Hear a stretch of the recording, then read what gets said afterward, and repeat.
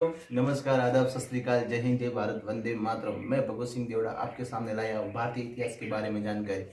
हमने इतिहास के बारे में बहुत सी चीज़ें पढ़ी पिछले वीडियो में। इतिहास किसे कहते हैं, इतिहास के भारतीय इतिहास को हम कितने भागों में बांट सकते हैं, भारतीय इतिहास को चलो मैं थोड़ा ब्रीफ में आपको जानकारी दे देता हूँ।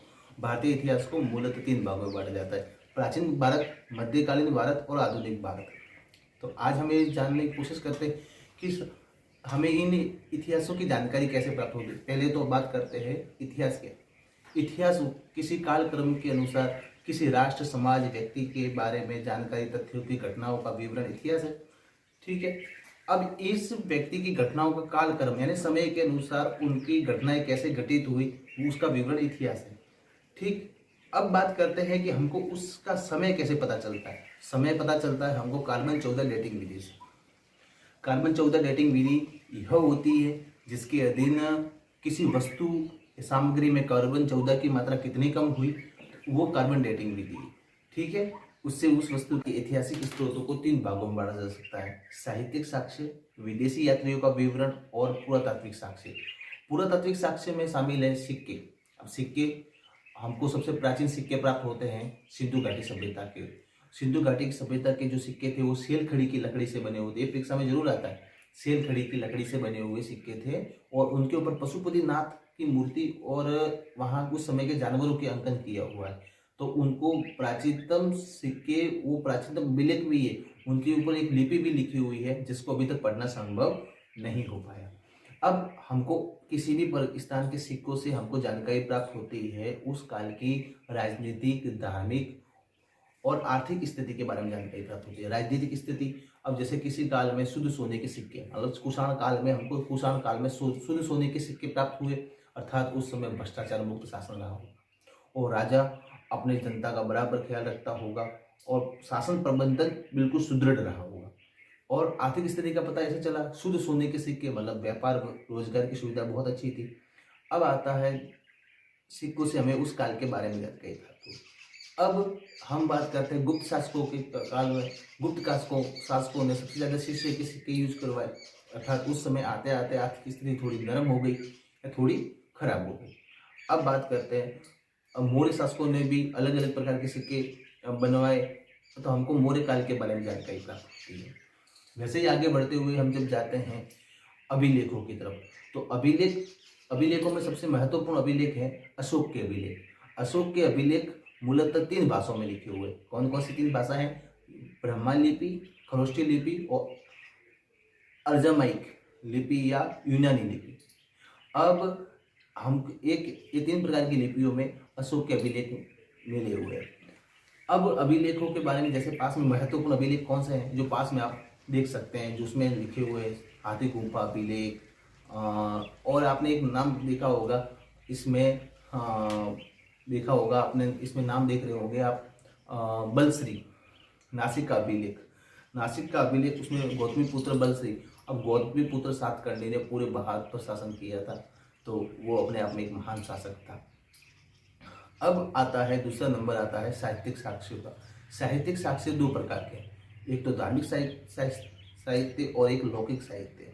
धार्मिक साहित्य को 2 भागों में बांटा जा सकता है, एक सनातनी साहित्य और एक दूसरे धर्मों के साहित्य। अब 2 धर्म उस समय भारत में निकले थे, एक तो जैन धर्म और एक बौद्ध धर्म। अब जैन धर्म के भद्रबाहु और स्थूलबाहु की उस समय की पुस्तकें और बौद्ध धर्म के त्रिपिटकों की रचना, तो उस त्रिपिटकों की रचना और उस समय के समाज के बारे में जानकारी प्राप्त हो जाती है। और वैदिक साहित्य से हमको जानकारी प्राप्त होती है, जिसमें वैदिक साहित्य में तो 4 वेद, उपनिषद, पुराण, टीकाएं, स्मृतियाँ आदि में भारतीय समाज का वर्णन तो आप देखे, आप पढ़ा ही होगा, पढ़ते ही हम। अब बात करते हैं विदेशी यात्रियों का विवरण। भारत में विदेशी यात्रियों में 3 तरफ से यात्री आए थे। एक तो थे अरबी यात्री, एक थे यूनानी यात्री और एक थे चीनी यात्री। अब यूनानी यात्रियों की श्रृंखला शुरू करें तो सबसे पहले बात करते हैं चंद्रगुप्त मौर्य की। चंद्रगुप्त मौर्य जिसका युद्ध हुआ था सेल्यूकस निकेटर के साथ में। उसके पहले सिकंदर का जो सेल्यूकस निकेटर कौन है पर आप जानते होंगे, सेल्यूकस निकेटर सिकंदर महान का सेनापति था। सिकंदर के बाद में सेल्यूकस का शासन आया था। सेल्यूकस ने वापस चंद्रगुप्त मौर्य के ऊपर हमला किया था और चंद्रगुप्त मौर्य को यूनानी साहित्य में सेंडोक्रोट्स कहते हैं। क्या कहते हैं? सेंडोक्रोट्स। अब चंद्रगुप्त मौर्य ने सेल्यूकस को हरा लिया। सेल्यूकस को हरा लिया तो सेल्यूकस की बेटी के साथ में चंद्रगुप्त मौर्य की शादी करवा दी और बहुत सारे हाथी और वगैरह सब भेज दिए थे। अब साथ में जब दो राजा, दो रजवाड़े, दो बड़े शासकों के बीच में जब वैवाहिक संबंध होते हैं तो एक दूसरे की जगह पर राजदूत भेजे जाते हैं। तो वैसे ही भारत में यूनानियों की तरफ से एक राजदूत भेजा गया था, उसका नाम था मेगास्थनीज। मेगास्थनीज ने एक पुस्तक लिखी थी इंडिका। अब इंडिका में की मूल प्रति तो अभी विद्यमान है नहीं और उसकी जो उसके उद्धरण हैं वो अलग अलग इतिहासकारों के किताबों में प्राप्त होते हैं। ठीक है। उसके बाद में नंबर आता है अलग अलग जो भी इतिहासकार हुए उनके बारे में। अब एक बात करते हैं, एक मौर्य काल की बात आई तो मौर्य काल के समय कौटिल्य चाणक्य थे। चाणक्य ने एक किताब लिखी थी अर्थशास्त्र के बारे में। अर्थशास्त्र में उन्होंने किले कितने प्रकार के होते हैं, शासन प्रबंधन कैसे होना चाहिए, व्यापार विनिमय कैसा होना चाहिए, किलों की समाज की सुरक्षा कैसी होनी चाहिए, समाज को किस प्रकार एकीकृत करके रख सकते हैं और पूरे भारत को एक राष्ट्र कैसे बनाए रख सकते हैं।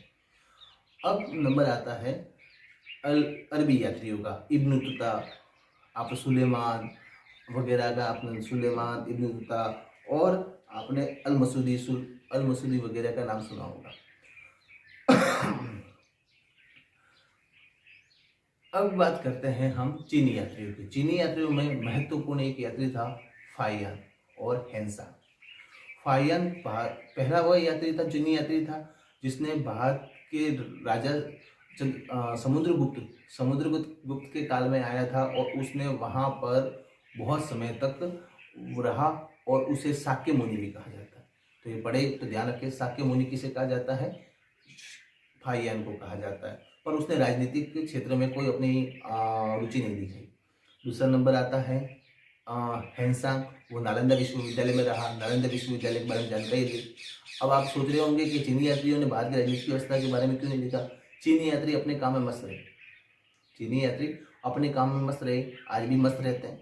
तो उनका काम था, वो आए थे भारत में धार्मिक साहित्य के बारे में सीखने के लिए, बुद्ध धर्म के बारे में सीखने के लिए। तो उन्होंने बस एक ही काम किए लक्ष्य के साथ में। ठीक है। अब हम आगे पढ़ेंगे कि ऐतिहासिक स्रोतों को जानकारी तो हमको यहाँ से प्राप्त हो गई, आगे की जानकारी हमको कहाँ से प्राप्त। अब हम एक एक काल के बारे में विस्तार पूर्वक पढ़ते हुए आगे बढ़ेंगे। ठीक है। यदि आपको वीडियो अच्छा लगे सब्सक्राइब कर दीजिए, लाइक कीजिए और कमेंट अच्छा कीजिए। ठीक है।